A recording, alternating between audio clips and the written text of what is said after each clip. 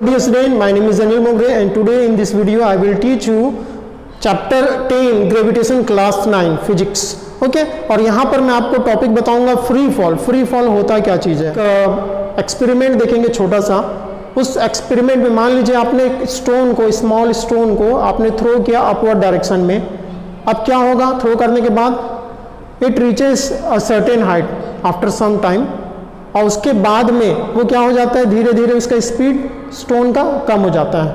उसके बाद क्या होता है, वो स्टोन फिर से डाउनवर्ड डायरेक्शन में मतलब नीचे की ओर वापस आता है, अर्थ की ओर वापस आता है. तो ऐसा क्यों हो रहा है, क्योंकि हमने पढ़ा हुआ है कि अर्थ का जो ग्रेविटेशनल फोर्स है वो क्या करता है, ऑब्जेक्ट को अपनी ओर अट्रैक्ट करता है, किसी भी ऑब्जेक्ट को.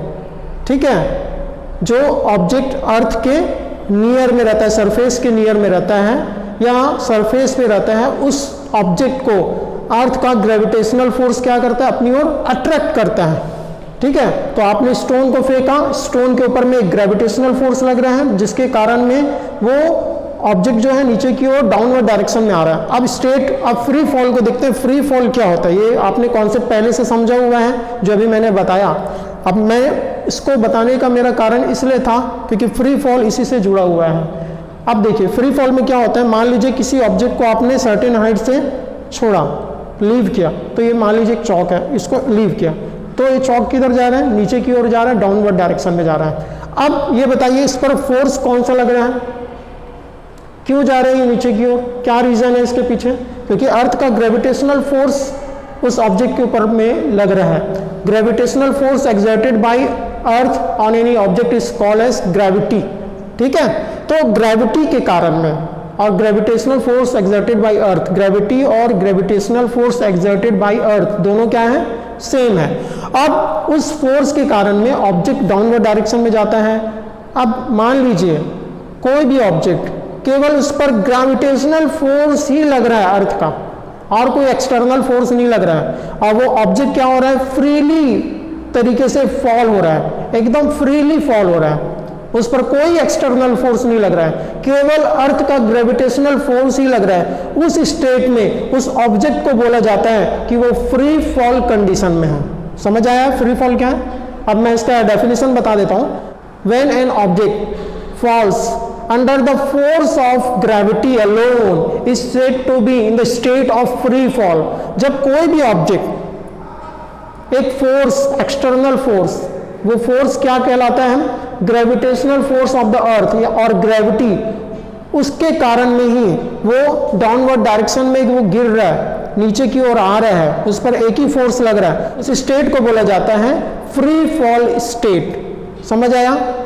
तो ये फ्री फॉल का कॉन्सेप्ट है. अगर कोई भी ऑब्जेक्ट एक सर्टेन हाइट से ड्रॉप किया जाता है, छोड़ा जाता है उसको, तो उस ऑब्जेक्ट के ऊपर में एक फोर्स लगता है, ग्रेविटेशनल फोर्स, और वो केवल एक ही फोर्स लग रहा है उस ऑब्जेक्ट के ऊपर में, ग्रेविटेशनल फोर्स. पहले जो साइंटिस्ट हुआ करते थे उन्होंने ये कंक्लूड किया कि कोई भी अगर दो ऑब्जेक्ट को अगर आप ड्रॉप करते हैं, ठीक है, जैसे मैं ड्रॉप करता हूँ एक स्टोन को और एक फेदर को, फेदर यानी पंख, है ना, तो दोनों को अगर साइमल्टेनियसली अगर हम ड्रॉप करते हैं तो क्या होगा, कुछ समय के बाद में दोनों क्या होते हैं, नीचे की ओर आते हैं, और सबसे पहले कौन आएगा नीचे की ओर, एक स्टोन आ जाएगा, और फेदर क्या होगा, बहुत थोड़ा सा लेट आएगा स्टोन से.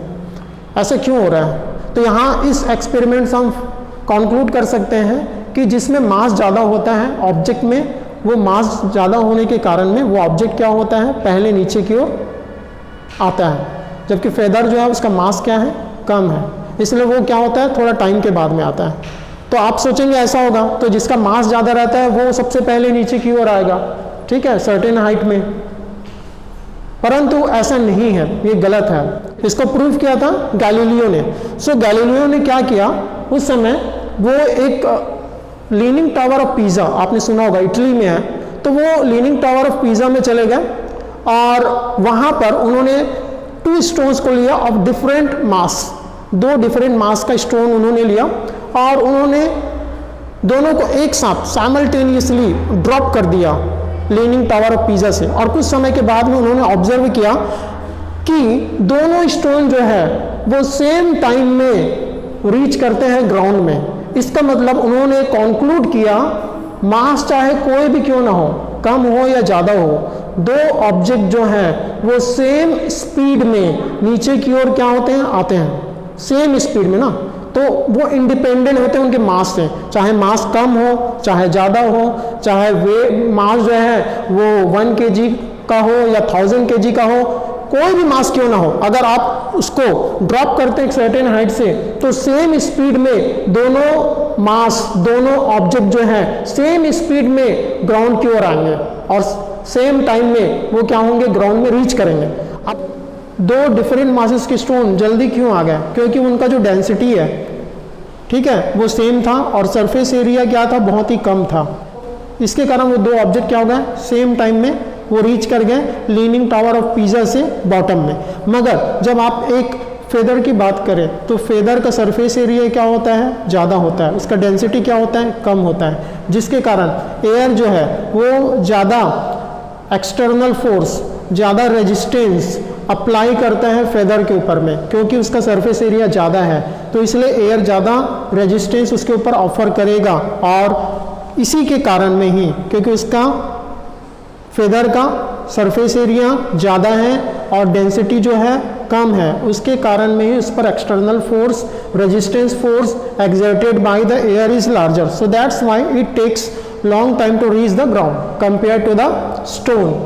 आप बोलेंगे आप ऐसा कैसे बोल सकते हैं, तो चलिए इसके बाद ये लीनिंग टावर ऑफ पीसा में गैलीलियो ने ये करके बताया, एक्सपेरिमेंट उन्होंने किया, और उसके बाद में रॉबर्ट बॉयल एक साइंटिस्ट हुआ करते थे, रॉबर्ट बॉयल, ठीक है, तो इन्होंने क्या किया, एक्सपेरिमेंट किया। और उन्होंने क्या एक्सपेरिमेंट किया, एक ग्लास जार लिया, लॉन्ग ग्लास जार, ठीक है, और उसमें उन्होंने क्या किया, एक कॉइन रखा और एक फेदर रखा, फेदर पंख और कॉइन रखा। अब उन्होंने क्या किया, ग्लास जार में से, ये ग्लास जार है और इसमें कॉइन रखा और इसमें एक फेदर रखा, ठीक है। अब यहाँ ये ग्लास जार में से इन्होंने क्या कर दिया, जो एयर था, एयर को क्या कर लिया, सक कर लिया। जो वैक्यूम रहता है ना, ये वैक्यूम यहाँ पर क्रिएट कर दिया, ठीक है, और यहाँ पर से पंप के थ्रू उन्होंने क्या कर दिया, सक कर लिया जितने भी एयर थे सबको, और यहाँ पर वैक्यूम क्रिएट हो गया, यहाँ पर कोई एयर नहीं है, ठीक है, ये यहाँ से पूरा सील पैक है, बंद है। उसके बाद में जब ये ग्लास जार जो है, ये ग्लास जार जो है, ग्लास जार, इसको उन्होंने क्या कर दिया, इन्वर्ट कर दिया।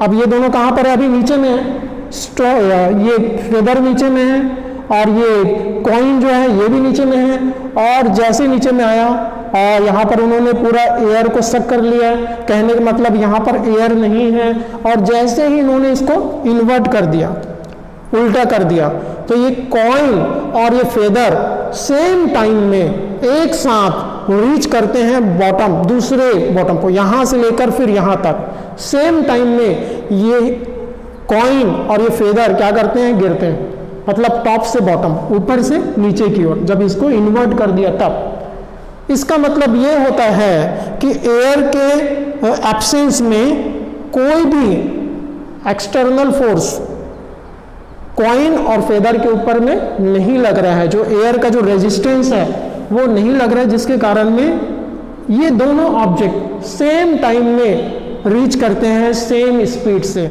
ऐसा इसलिए हुआ क्योंकि इनके मास के ऊपर डिपेंड नहीं करता, ठीक है, स्पीड जो है रीच करने का, चाहे वो मास कम हो या ज़्यादा हो ऑब्जेक्ट का, वो सेम स्पीड से नीचे की ओर गिरेंगे। तो ये यहाँ पर रॉबर्ट बॉयल ने प्रूफ कर दिया अपने एक्सपेरिमेंट के थ्रू, सर जो गैलीलियो थे उनकी बात को। और गैलीलियो ने ये भी बोला था कि ऑब्जेक्ट जो है वो ऑब्जेक्ट के ऊपर में, अब कई लोगों ने क्वेश्चन किया होगा कि वो ऐसा कैसे बोल रहे हैं कि सेम स्पीड से आएंगे दो ऑब्जेक्ट, चाहे वो मास कम हो या ज़्यादा। उन्होंने बताया, जैसे एक फेदर जो है, फेदर को उन्होंने लिया था और एक स्टोन को लिया था, तो फेदर और स्टोन को जब उन्होंने ड्रॉप किया तो एयर का जो रेजिस्टेंस फोर्स है वो सबसे ज़्यादा किसके ऊपर लगेगा, फेदर के ऊपर में, क्योंकि फेदर का सरफेस एरिया क्या है, किससे ज़्यादा है, स्टोन से। तो स्टोन से ज़्यादा होने के कारण में फेदर के ऊपर एयर का रेजिस्टेंस फोर्स लगेगा, जिसके कारण में वो फेदर जो है वो लेट गिरेगा, परंतु स्टोन जो है, स्टोन के ऊपर में रेजिस्टेंस फोर्स कम लगेगा, इसलिए स्टोन जल्दी गिरेगा। समझ आया? और मास